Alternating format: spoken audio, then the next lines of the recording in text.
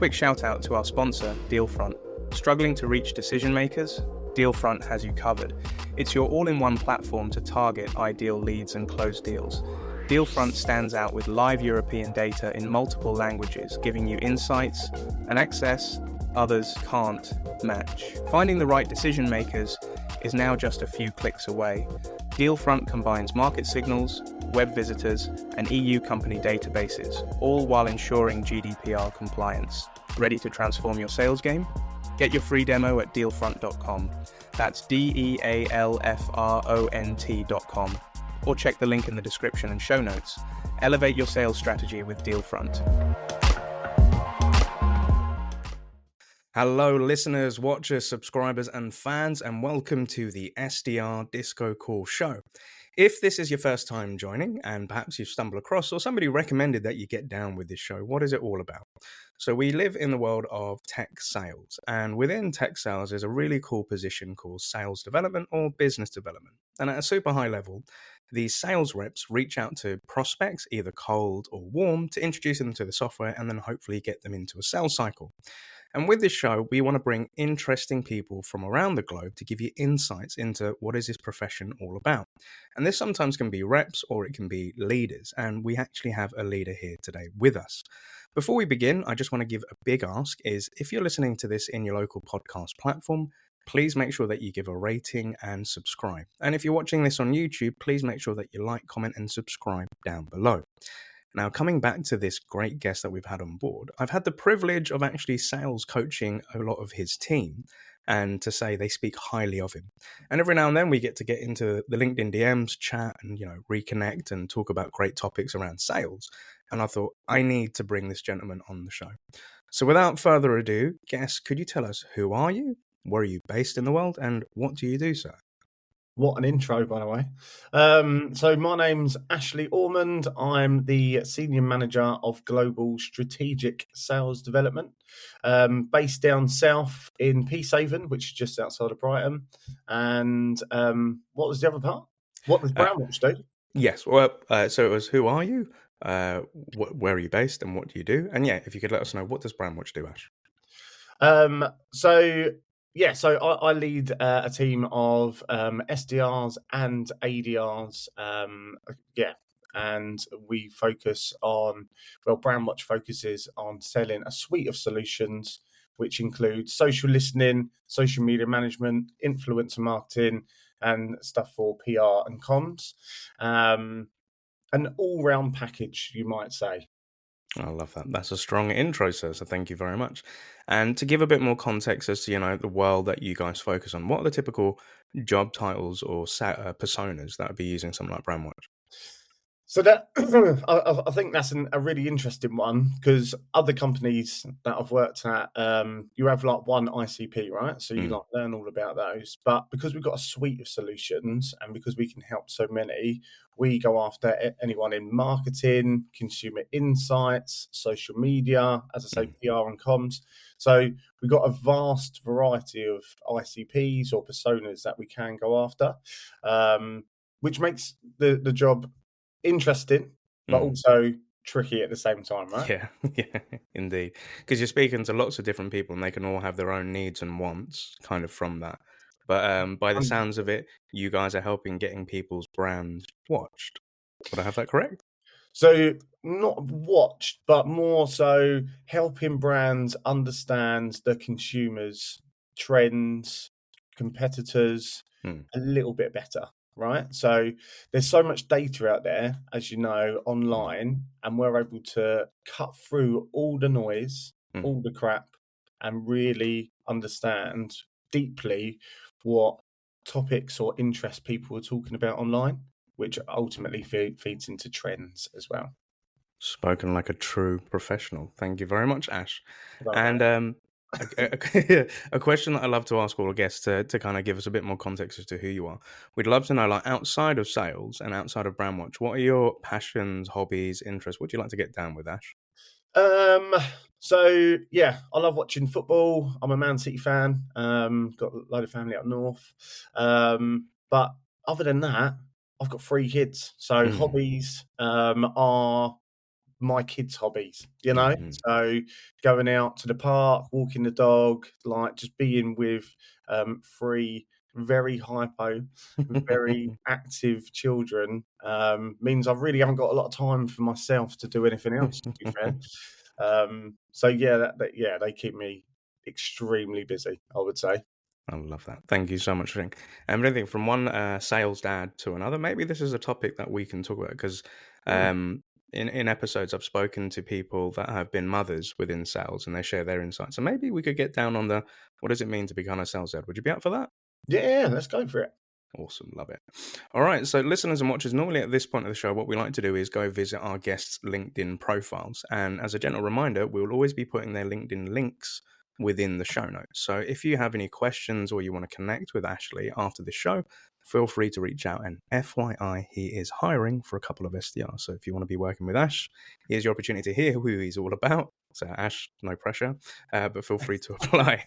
But with Ash And ADRs. And and ADRs. ADRs as well, I Yeah. love that. We might have to touch on that. Not a lot of people know what an ADR is. Yeah, 100%, 100%. So with Ash, he's somebody who posts out a lot of great content. I love his posts, so I'd highly recommend following him. But looking at your career, Ash, you've had quite an extensive career. So if we go way back in the day, doing actual door-to-door sales, you've worked at energy companies such as EDF, stock trader, you've worked in recruitment, you've had your own biz as well. And obviously with Brandwatch for the last 2.5 years, you've actually worked your way up from being an SDR to being a global manager. So we'd love to kind of like put the question back to you, like Ash, in your own words. Could you walk us like from the beginning of how did you get into sales, and could you walk us through that journey of how you then got into Brandwatch?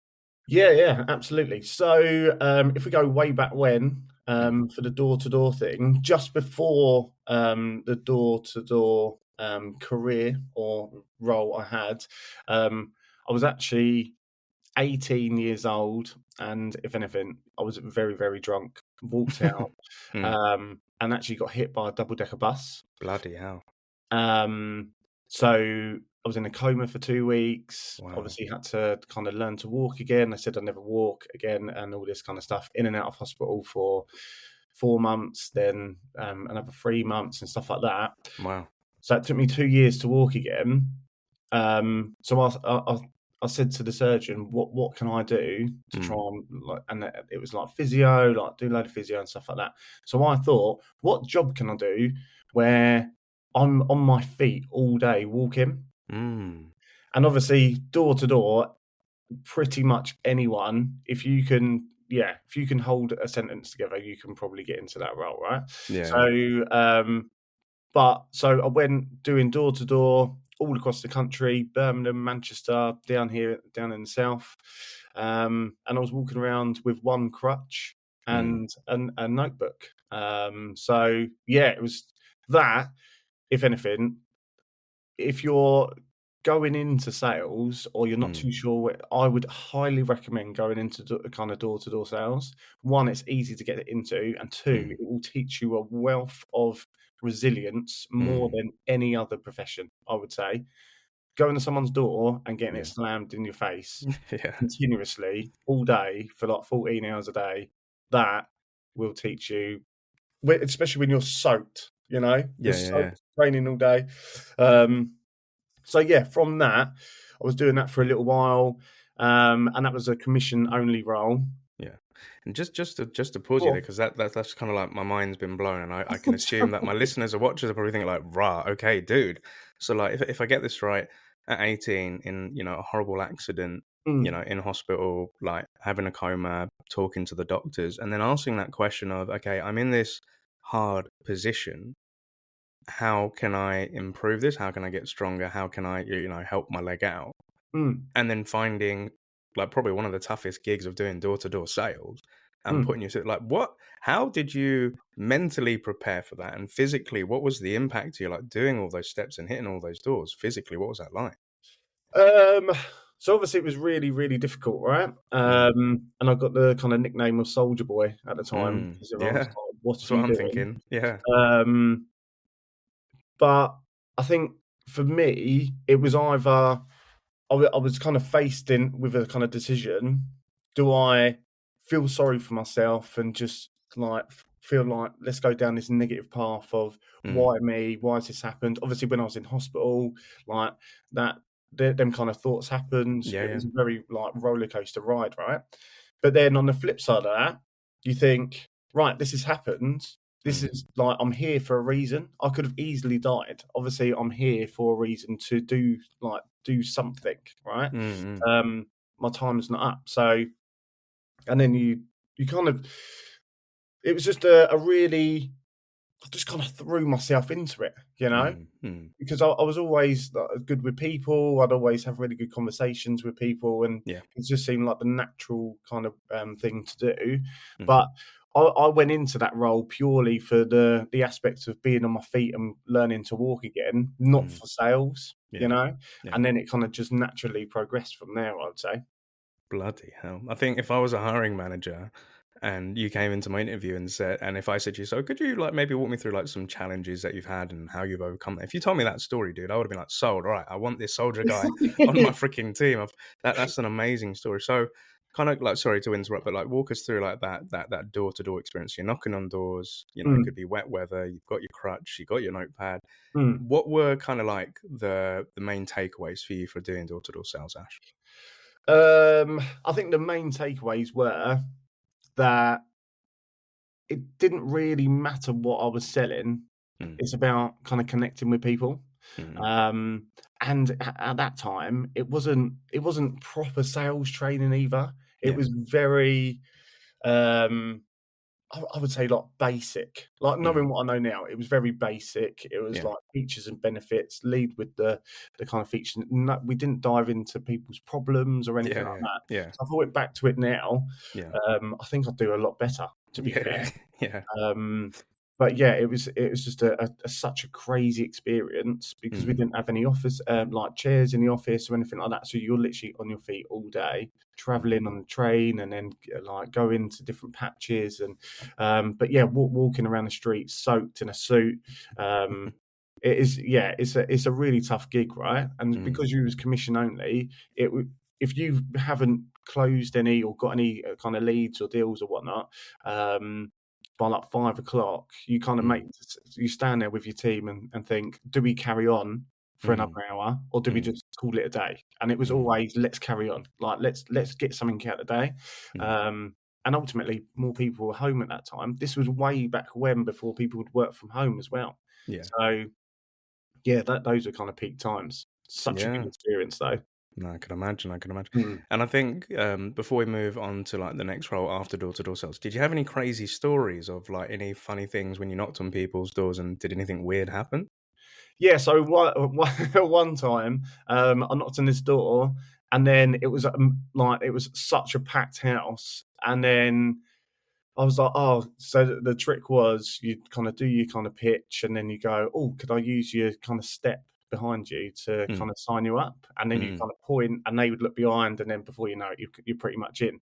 yeah. They invited me in, and then I ended up having they was cooking, like, a massive family meal of, like, spaghetti bolognese, and I ended up signing about 5 people on the Wow. table. So they gave me food and everything, and that was a day, it was, like, snowing and all sorts that day, but they Oh. kind of, like, brought me in, fed me, and I earned quite a bit of commission out of that as well, so win-win Nice. for everyone, you know? I love that. Getting 5 people up, getting a lovely, full dinner in cold weather, and being allowed to come into the house. That's freaking awesome, dude. Yeah. Although, yeah, I would say when, we done door to door in, like, Birmingham, Mm, there's certain streets you can't go down, like, if you're white, mm. and, yeah, people would kind of be it I had some crazy experiences, like, Yeah. people being pulled back, trying to, like, chase you down the street. Obviously, I couldn't run, Yeah, um, yeah, yeah. but you get abuse, you get spat at and stuff like it was just honestly the most and it kinda taught me to not take things too seriously, you know? If you're angry, Mm. that's up to Not you. You're you. obviously having a bad Yeah, day. yeah. But it would just make you more I don't know, it just make me more, like, excited to speak to the next person. Mm, mm, mm. It's yeah, such a crazy experience. I love what I'm kind of getting from you, Ash, is you're the sort of person that can take a situation and kind of flip it into a Mm. new route or path. Would you agree? Yeah, I always like to look on the bright side, if you like. Yeah, So, yeah. I think especially what happened to me. Obviously, there's people out there in worse situations. Mm-mm. I met a lot of people in hospital who was like losing their legs, and I was faced with amputation and stuff like that. And then because that obviously didn't happen because I was so young, Mm. um, put things in a lot of perspective. Yeah. Like I'd be in a hospital bed next to someone else who just had like both their legs amputated, um, Mm. and they'd be like crying themselves to sleep and stuff like that. And Mm. it just makes you feel like actually I'm pretty lucky, you know. Yeah, yeah. I 100%. think I think that's really important to kind of take through life. As there's always someone out there that's probably worse than you. Um, Mm. so like knocking on someone's door and asking them to sign a bit of paper Mm. is just, there is worse things you could be out there doing, you know? Yeah. And I think, like, just to quick, I 100% agree with that. For somebody myself, I've just come out of hospital recently, Mm, and that it, like you said, it puts things into perspective. And I had pneumonia. I was in like the A&E ward. I remember this old gentleman had walked in, and he was walking past my bed. And I'm the sort of dude that just tries to make friends with everyone because it just mm, makes me feel comfortable in the room. This old gentleman, I think his name was Ted, and he's just walking through. I looked at him, and he just looked so lost. And I said to him, "Hi, mate. My name's Neil. What's brought you in here today?" And he said, "I've got a swell on the brain. They've just done an X-ray on that. jeez. I had a fall, and slabs of concrete actually hit his head." Oh, really? And he just looked. He said, "It just happened earlier today, so I'm here." I said, "Okay. Have you got any family coming to see you?" He said, "My wife's coming, but she's in bits at the minute, and I'm just worried what I'm gonna." And I just sat down with him, put my hand on his shoulder. I said, "You're in the best place. St. George's are going to be able to help you out. My name's Neil. If you need anything, food comes around here like that." And just trying to make him feel a bit more, Mm, happy. yeah. Um, and then a couple of hours later, like he's feeling calm. His wife's come in. Then went to his wife. This guy's Neil. He's a lovely young chap. He's been helping me out and stuff like that. And she came over, just started crying, and said, "Thank you so much for looking after my hubby." I said, "I'm not looking after him. I just wanted him to make him feel safe." But it Oh, put into the perspective of, all right, I had pneumonia, and it was like the worst health situation I've ever been in my life. And I was mm, worrying about a whole bunch of stuff. But when I saw a dude's got like a swell on his brain, it made me grateful that I wasn't to that extreme, and then mm, wanted to go help that guy out. So yeah, you're right. Definitely puts things into perspective. And now I look at other things which maybe I may have been worried about. I said, "Dad, do you know what? I'm not as worried or stressed about that situation anymore." So thank yeah. you so much for sharing, dude. Yeah, and I think there'll be people out there listening to this that would have kind of situations or challenges that probably they're put to the back of their mind, and Mm, and I think sometimes it's good to kind of reflect on those challenges to be kind of thankful for where you are and where you're going and what path you're on as well. yeah. So yeah, like embrace what you've been through. You can't change it. So Mm, you can only kind of change the mindset and kind of moving forward as well. But I think that's a really good kind of story there, Neil, where yeah. you've just because he probably would have been absolutely freaking out during like Mm, with his own thoughts, and you yeah. would have kind of made him feel at ease. 100%. You know, 100%, dude. Thank you for sharing that, what a man. legend. Likewise, dude. Likewise. So, talking about paths, so what walk us through like what happened after this door-to-door sales? What was the next step for you, Ash? Then I had to get a proper job. If anything, a Mm, job with a salary. I was trying to buy a house at the time, um, and then went into EDF Energy. So started there, customer service advisor, mhm, all inbound stuff. Really, just firefighting everything, and then kind of worked my way up through there to team performance coach. So mm, I was taking people's stats, doing what like one to ones, trying to coach and develop people there. mm. But that was more, I would say, that was more kind of product and system stuff more than like selling, if you Yeah. like. Yeah. But I always wanted that sales piece, so Mm, then kind of moved into more of a sales manager role, and that was just the most crazy of times ever yeah. because I had a team of 20. Mm. I had 2 banks of 10 in the office, and they really didn't like each other. Was it a They them and us sort of thing? it was literally like they'd had arguments. They were classed as the team no one wants to manage. So I was excited, and then I got the role, and then after everyone was like, "Oh, that's the team that no one wants to manage," and I've Yeah. quickly found out why. Mm. So I thought, how do I turn this into like my benefit and stuff like that? Yeah. So I used to do competitions between them. Even simple stuff like Connect Four. So if you got because we was doing sales at the time, so if you got a sale, you got to put the counter in. So that meant the other team had to get a sale quickly. So yeah, it was really good. It taught me quite a lot, really. But yeah, I was quite shell shocked for the first month or so. It was just ridiculous. So yeah, and then yeah, after being at EDF for like 7 years, redundancies were coming up. So I took that. They were just offering redundancies out to kind of managers and so on. So I took that because I thought I just there's a little fire inside me that I want to do something different.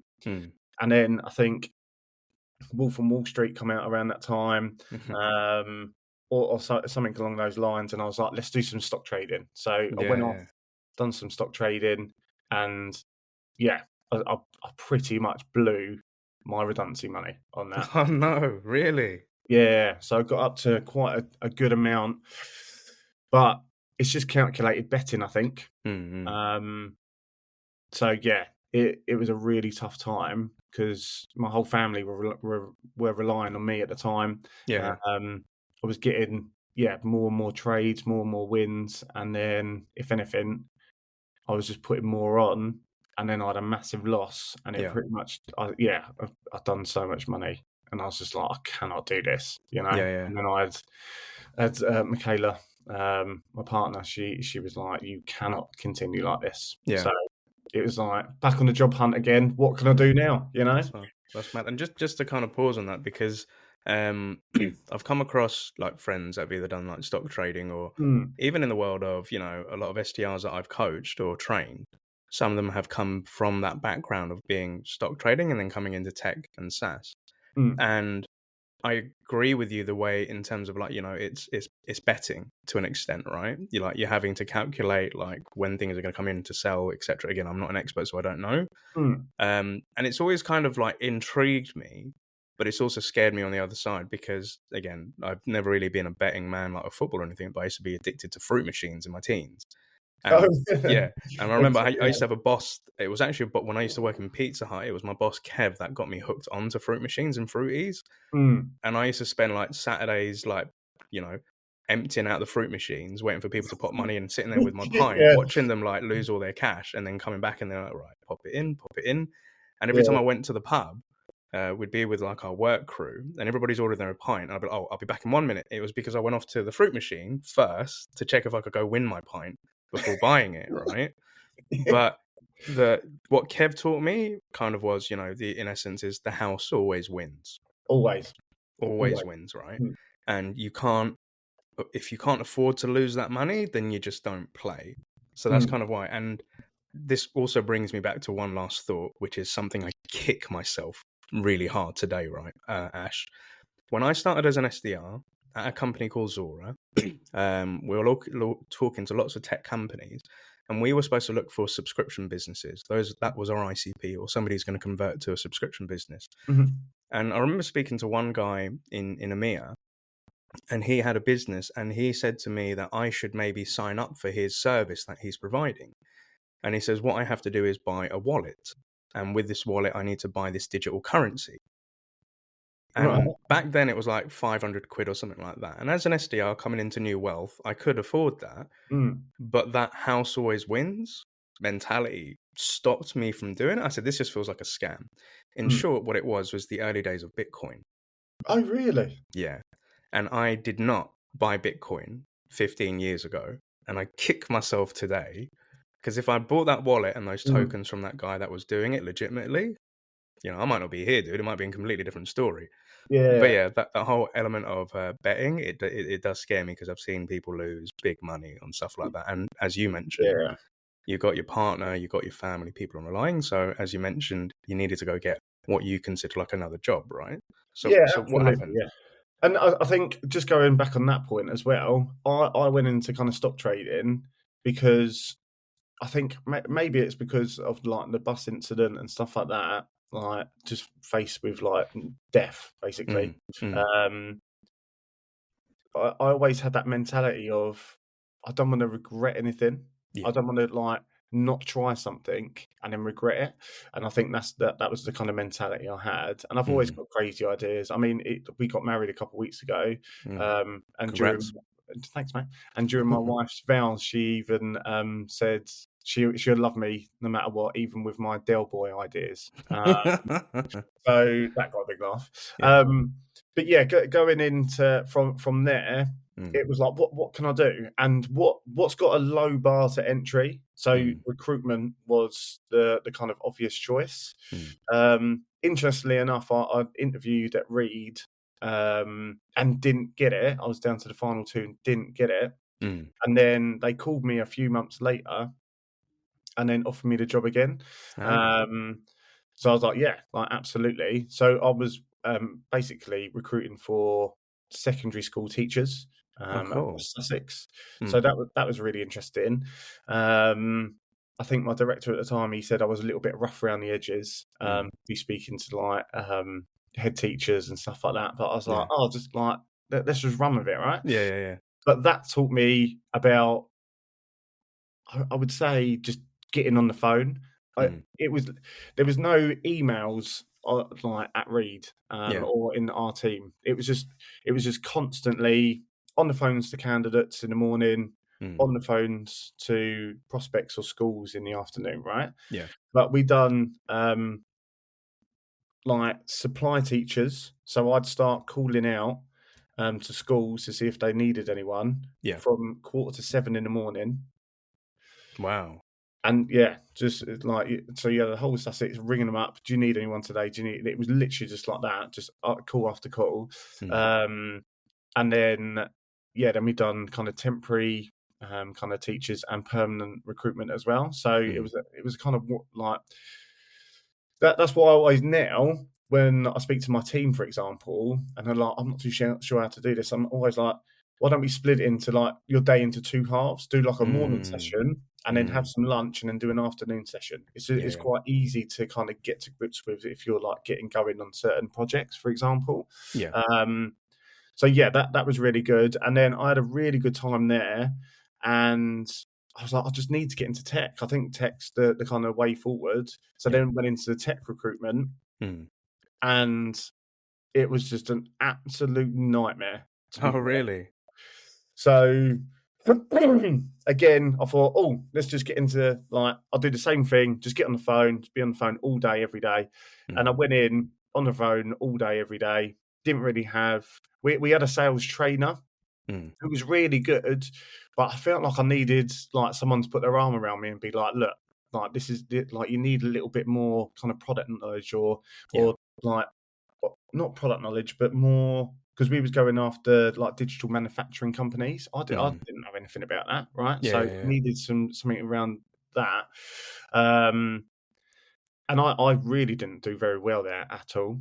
Mm. So I kind of placed the candidate. He dropped out. I got a couple of jobs on. They never went really anywhere. So Mm. after a year of just working my ass off, I was like, I just can't do it. It just burnt me out so Mm. much. Mm. And then I questioned everything. Am I good Mm. at sales? What should I do? Should I just leave sales altogether? Should I leave recruitment? I was in it. It messed my head up a lot. Mm. Mm. Um, And I think just to kind of pause mm, on that, like that, I think what some people need to understand is where online, especially in the world of digital and LinkedIn and stuff like that, there's a lot of people that are successful or deemed successful, and success is definitive based on how somebody perceives success. So it could be money, it could be tenure, it could be, responsibility, it could be anything, right? A whole mm, bunch of stuff. But yeah. I think there's this element where some people may look up to people and think, wow, they're perfect. How did they attain that? But it's that Mm, element of those successful people question themselves on a regular. And we may have, insecurities about are we adequate enough? But some people don't see that stuff online. They don't know, they only see the tip of the iceberg and below. Because I can be honest with you, dude, as a manager, I can categorically remember many a points where I've had my head in my hands. I've been at tears, mm, and I've questioned myself as a leader, as a sales rep, and thinking, oh, do you know what, this was a dream, but I might have to pack it all in and just go find a normal 9 to 5. And when I say normal, I just mean outside of sales. Yeah. And I remember there was this one point where I was a manager for a company called Intuo. It was a HR software in Belgium. And I'd been brought on as a consultant, but I was an SDR manager for hire. So I was doing all the responsibilities of an SDR manager. But there was this element where, and you may be familiar with this, the summertime is hard for pipeline. And I'm not going to go into any deeper because I may get told off for that. But, numbers weren't there. And I had the company founders putting a lot of pressure on me to try and pull something out of the bag. And I remember I was staying in a hotel just around the corner called the Hotel Campanile. And I remember being in my room. It was a midsummer sort of evening. And I was just bawling my eyes out because I couldn't see a way out of this. Yeah. And I was looking at the slide deck and I was looking at the numbers and I was looking at the dashboard. And, the team, some of them I just felt like they weren't motivated enough or just wasn't hungry enough as I was. And I was bawling my eyes out, dude. So the one thing that I did, and this is going to sound really weird, was I put a whole bunch of grime music on and a whole bunch of instrumentals. And some people know I'm an MC, so I was just spitting bars to try and get this emotion out. Yeah. So got it all out. And then the story goes, the next morning, went into the office with the founders and I just said to them, I'm lost. I said, I really want to make this work, but I'm struggling and I need some help. And as a manager, sometimes it's hard to ask for help because you're the guy, the person that's trying to build this thing. Yeah. And the founders but the founders then put their arms around me and said, no, man, don't worry. We've got your back. Look, we'll help you with the team on this. And I was like, oh, wow. And all that anxiety just lifted. And to kind of like put a crescendo to the story, at the end of that quarter over the summer, they had the highest amount of pipeline they had in company history. Oh, really? Yeah. Because it was a team effort. So just coming back to that point of questioning ourselves, it's normal. We don't always have all the answers, and asking for help it is a big element. But sorry, to take it back, coming back to yourself, like you was in that zone, like what did you do to kind of get out of that funk, Ash? It was really difficult, to be fair. And I took a few weeks out, and I just didn't know what to do, And I was in that same situation. Should I get like a normal 9 to 5? And then it was only because someone who had left the same company like a few months before, he called me and said, I see that you've left. What are you doing now? Are you going to open your own or run your own recruitment company? And I was like, no, I'm terrible at recruitment. Why would I do that? And he was like, look, I'm doing it right now. I'm doing really well. I can help, introduce you to people. I know how to set it all up. I was like, I've no idea what I'm doing. And then the kind of Del Boy thing was like, let's just do it. Do you know what I mean? Let's just run with it, see what happens. I'm quite impulsive like that. So then I thought, let's do it. So then I found like a bit of a... No, before that, actually, I interviewed with someone. He started his own business, and he was actually at the same company I was, the same recruitment company that I left. And I interviewed him, and the interview sparked like the most significant part of my sales career, I would say. Okay. So we were talking, and actually he was having one-to-one sessions with Benjamin Dennehy, UK's most hated sales trainer. Yeah. So he started his own recruitment company, and he's obviously getting coached by Benjamin. And then some of the questions he was asking me, I was like, why are you asking me that? It was like, he done this kind of example with me. He was like, I'm going to say loads of amounts of money, like 10 grand, 20 grand. And I want you to raise your hand at what you consider a large amount of money. So I've done it. And then after I was like, why did you get me to do that? And he said, because that's where your kind of limitations are. If we're talking about 100 grand deal and you're thinking 50 grand deal is large, then you're going to almost be scared to talk about that amount of money and stuff like that. Yeah. And I was like, even if you don't hire me, he was like, I'm not going to hire you because you're too experienced for what I'm looking for. But I was like, teach me what you like, how you know this. And then he like brought me into the world of Sandler sales methodologies. Yeah. So then I took that and I was obsessed. I was reading all the books. I was watching a load of videos. I was Mm, literally obsessed. And then I thought, let's start my own recruitment thing mm, and use this to kind of learn and develop. Oh, it was just mm. it changed everything for me. You know, I love I was that. leading with problems. I wasn't selling features and benefits. I was doing more like a consultative approach, but challenging what Mm, they would say and just really holding my own. I wasn't putting the prospect on a pedestal or anything like that. We was aligned, you know. mm, mm, I mm. was there to help you as Yeah, well as you. Like it was a two-way street, and yeah. that really changed my mindset on sales Mm, like tenfold, right? I love that. Um, and then I just realised after about 9 months I actually hate recruitment. I just really like Yeah. it's just not where I want to be. Mm, Um, a lot of it is out of your control, and I think for all the football fans out there, I think mm, recruitment is a lot like scoring a goal and then waiting for VAR to kind of confirm if it's a goal or not. mm. Because once you I like place that a analogy. candidate, Yeah. once you place a candidate in a role, you can't really celebrate like massively, right? Because you've Mm, still got their notice period. Stuff could happen. Their wife could say, "Let's move." They could move locations, and they could drop out last minute. mm, You know, and I didn't want that uncertainty. I think. mm, mm, I think that was a massive driver for me. But yeah, the Sana stuff really.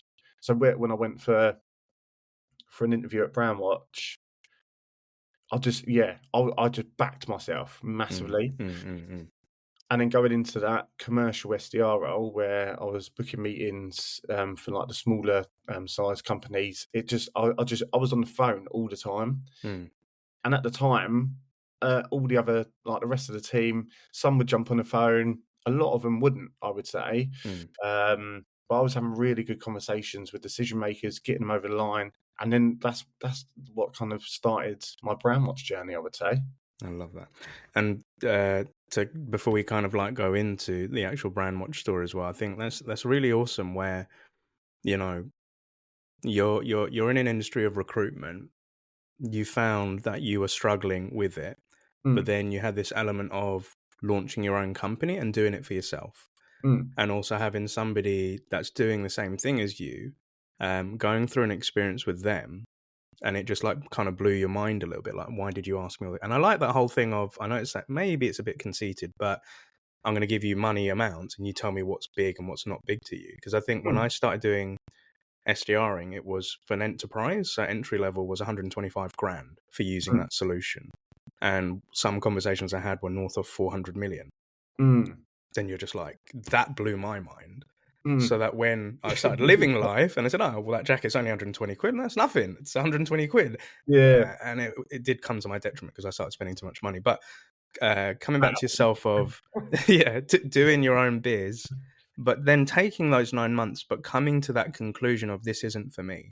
Mm, And I think that's a really good thing to have, because my father's always given me this advice of any type of job. He says, if you go into a job, stick it out for 6 months mm, and then ask yourself, is this what you like doing? And if it isn't, he says, at least use the next 6 months to plan your exit. mm. Don't just quit straight away, Yeah. because that 6 months, because it would give you at least a year tenure on your CV. Mm, But, you could still be earning, looking for other jobs. And I'm not advising people to, like, when you're in a job, go secretly have interviews and stuff like that. mm. I'm not saying that, but I'm just saying giving yourself some time to come to the conclusion of this isn't for you because you've tried and tested it. And as you mentioned earlier, you don't Yeah. want to regret stuff. You want to kind of see at least Mm. try it out, right? Yeah, 100%. Um, and the other bit that I love is a methodology like Sandler is something that opened your mind to a new way of thinking. And Oh, it's ridiculous. Yeah. yeah, and I can relate to it. So I've done, spin selling, I've done Sandler, I've done the challenger customer. I learned a lot of methodologies, but these were things that I learned whilst doing the job. Mm, Because I do meet a lot of people that are brand new to sales and like, Neil, what would you recommend reading? And I initially just say, not a lot, mm, because I'm like, you need, like, you have content, but unless you can put the context to it and mm. do it in practical, it's really hard to retain. 100%. Yeah, and fully 100%. understand. Yeah. So I think I came to a point in my life where I was at a company called Showpad, and I learned a lot of great sales methodologies from them. But when I was introduced to Winning by Design and their customer-centric SaaS model, Mm. that went in my head. And I became obsessed with like the ACE, the agenda, and etc. like that. So Yeah. that when I exited Showpad and launched my own company, I went to go work for them because I was so obsessed with the methodology. Yeah, that's Um, it. yeah, and able to implement it because I had like, 5 or 6 years sales experience. So that was my context. Mm. Then I could apply the content to what I'd learned. And that's when I geeked out on sales and then did Mm. my own company and was teaching my own methodology of all the little things that I've learned and then put it into one, right? 100%. I think that, yeah, I think that is exactly it. Blew my mind, and I was obsessed, right? Mm. But I think you've made a really good point there. With it's all well and good reading something, but unless you're putting it into action and trying it, Yeah. it's like It doesn't stick. it really doesn't. And I think I had the platform because I Mm. was running my own recruitment company Mm. to try different things, Mm. to like A/B test things that I'd never had done before, Yeah. and it really threw me out of my comfort zone. I was Mm. trying stuff that I'd never ever would even dream of trying, Mm. but it was working, and I was Yeah. getting some success from it, and I was like, "Oh my god!" And I Mm. think I mentioned that I hated recruitment. I don't think I hated recruitment. I think it was more it overtook my entire life. Mm. I was doing marketing, I was doing content, I was doing website building, I was doing candidate stuff. I was literally waking up and I was on LinkedIn Mm. looking for content ideas, and then I'd do the European market, and then Mm. I'd stay up till like 1 in the morning, 2 in the Mm. morning doing Mm. US stuff as well. Yeah. Yeah. I was just trying, and I was burnt out again. And I Yeah. was like, Yeah. I can't live like this, you know. I've got Yeah. family. I'm not even seeing them. I'm in the Yeah. same house, but I'm not present, you know. Yeah. Yeah. Um, but yeah, like it really did teach me a lot about Mm. sales in Mm. general, by Mm. going it alone, trying these different things. So Yeah. yeah, I think a massive takeaway is if you're going to be coming into sales, you need to you just got to take action. Yeah. Like theory is good, but it's nothing without action. Yeah. 100%. And I think I put it kind of akin to like driving a car. So you can, do the theory test and everything like that. And you Mm, can even take the actual practical test. And that's based on everything your instructor's been giving you. But the real learning comes once you've passed your license and you get mm. your own car and you go driving out on the road Yeah, where you 100%. almost accidentally hit somebody's bumper or you accidentally go through the giveaway or Mm, you've run a traffic light by accident or you've come to a near miss with somebody. That's where you learn to go into it. So I think there's, mm, and it, like being a sales trainer myself, I kind of say to people, I can give you like a 7-week course and I can teach you all the things that I've done and I'll try and condense 20 years of sales knowledge into 7 weeks. mm, But I kind of say to them, I'll train you, but I'll give you stuff that you can use straight away, but you will build up your own version of this over time. So you don't need to know everything, but I just want to give you some context that you can then apply, but you'll become your own salesperson through the experiences of F ups, mistakes, that's it, getting innit? hit with the objection. And that's kind of Mm, what builds you up. mm. Um, I am also conscious of time, and I Yeah, think there might have to be a part two of this show because there are so many other things I want to discuss with you, Ashley. But what I want to kind of like move our conversation to is so, you've been at Brandwatch, you started as mm, that commercial SDR, you had become an enterprise team lead, you became a senior manager, and you're at this management position right now with a mhm. great team.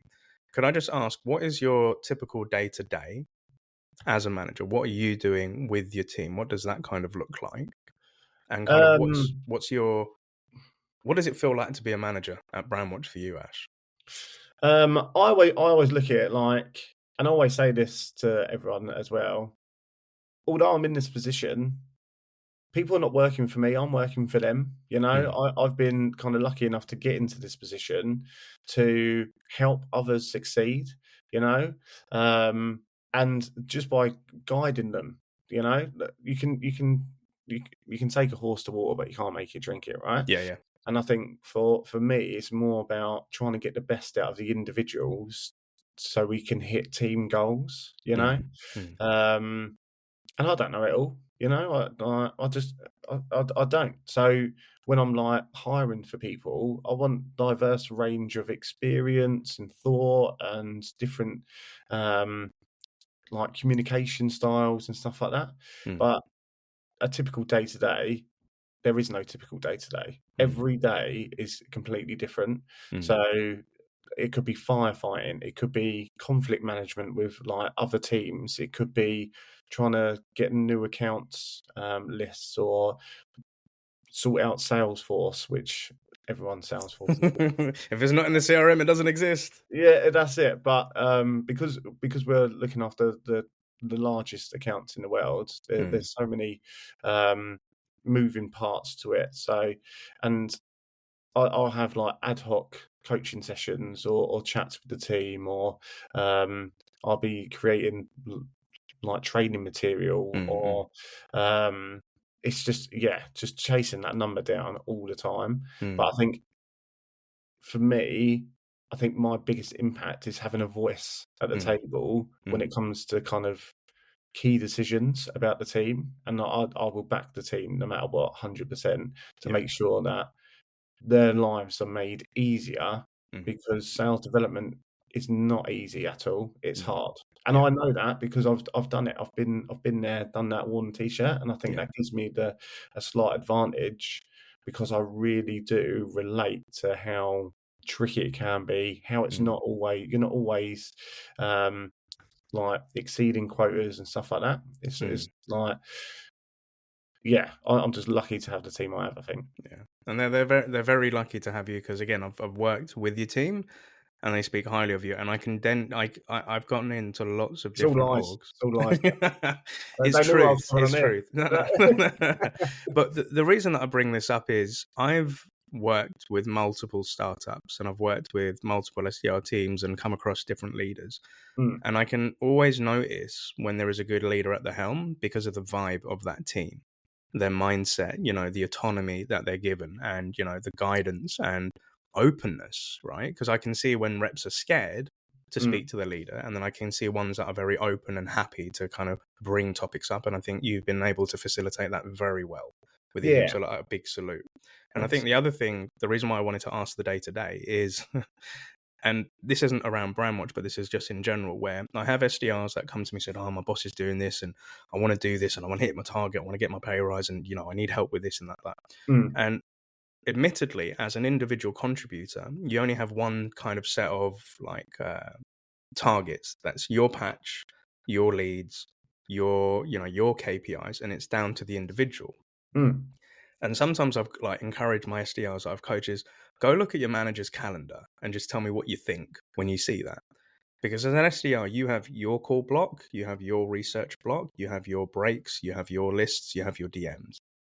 Your manager is talking cross departments, right? They're talking to marketing, operations, and RevOps. They'll mm, talk to you to help you out and coach and guide and train you. But they may have to do that 4 or 5 times across different people, and they have to do that. They then have to do their own stuff and admin, and they have their own targets.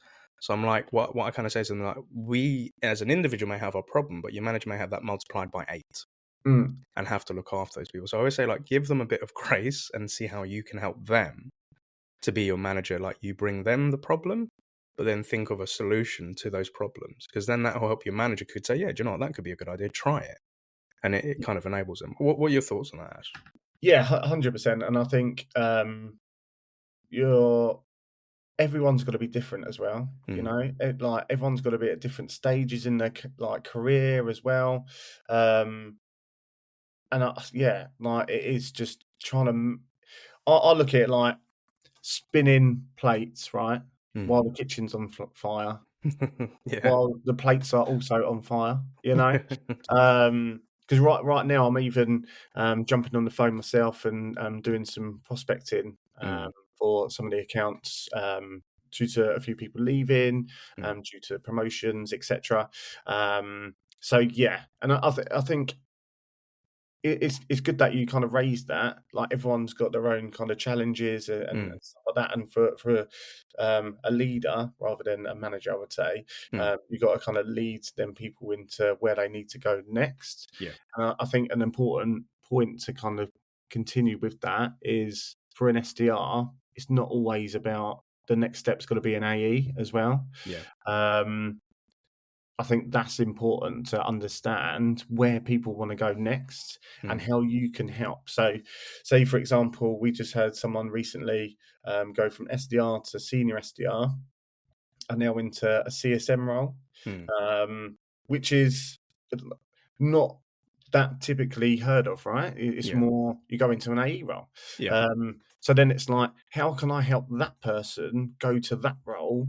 How, like, who can I speak to so they can have conversations about the CSM role, understand that a little bit more. What's it entail? Is it just about firefighting, or is it about building relationships? Is there a revenue part to it? Just so they have the full picture. So I'll sit down with the team and I'll say, tell me what's your next step? Where are we aiming for? And then I will go out into the business and find like the managers or who's leading them particular teams, so they can have conversations, open and frank conversations. What are the challenges? Is this role right for me before I dive into an interview process, for example? Yeah.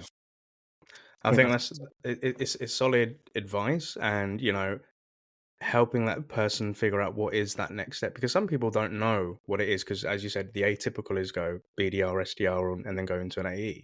Yeah. And in the last year I've come across a lot of other SDRs that have said, actually I don't know, but CSM life looks interesting to me. Or perhaps going into product looks interesting to me, or perhaps even going into marketing. There are so many different paths with this, and I think as kind of a follow-up episode that I'd love to do with you is like expand on the paths and kind of what SDRs and BDRs could be thinking about, how they can help prepare themselves, and ultimately how can they come to their manager to have a constructive conversation to help kind of start building up that path to help them take that next step. Because I think as a manager, we don't know what our reps want to do until they tell us. But equally, our reps may not know what they want to do, and we need to be able to give them some advice to help them come to a conclusion, right? 100%. But I think this has been a freaking awesome episode so far, and I do want to do a part 2 with you. So audience, listeners, watchers, there's going to be a round 2 for this, Ash, if you're up for that, because I think mate, there are so many other topics that I'd love to discuss. But for today's episode, I'd like to ask you, if you could go back to that Ash who, had that nasty accident, you're sitting on that hospital bed and you're asking yourself, what am I going to do? What should I be doing? What 3 bits of advice would you give to that younger Ash? Well, if I had a time machine and we went back a little, I probably would have said, don't walk out without looking. But that's not real there, right? I think, the 3 bits of advice I would say is take action, for sure. Take action, learn sales early, like proper sales. I think there's so many like sales jobs out there that don't actually teach you like a process, and also detach yourself from the outcome. I think that the kind of 3 bits I would say, because it's so easy to get attached to that outcome and just sound desperate. But actually, like, enjoy the process, like, trust the process, enjoy the process, thrive off the process, and the outcomes will happen. I think that those were the 3 bits. Solid advice, sir, and I'll be looking forward to the next bits of advice in the next episode. So a big thank you to our listeners, watchers, subscribers, and fans of the show. As a reminder, Ashley's LinkedIn profile will be within the show notes if you'd like to connect with him.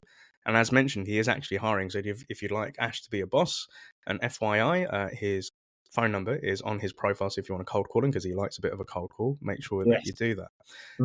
But as a request to help us with this show, to get this message out there, to help more other people be inspired in the world of tech sales and sales development, in your local podcast platform, please give us a rating and subscribe. And if you're watching this on YouTube, make sure that you like, comment, subscribe. And if you've got any questions for Ash, pop them down in the comments below. But Mr. Ormond, it's been an absolute pleasure and privilege to finally have on your show, and I look forward to to recording part 2. Thanks, Neil. Thank you for listening to the SDR DiscoCall podcast today. We would like to get this message out to more and more sales development reps, so please like, comment, and share in your local podcast provider. If you don't want to miss a show, you can always send a blank email to SDR DiscoCall, one word, at bcast, which is bcast.email, and you'll be added to our mailing list. We're also on the lookout for new guests, so if you work in the world of sales development as an SDR, BDR, MDR, or ADR, and feel that you have an important message or story to share, feel free to email us at podcast@happyselling.io, and we'd love to have you on board.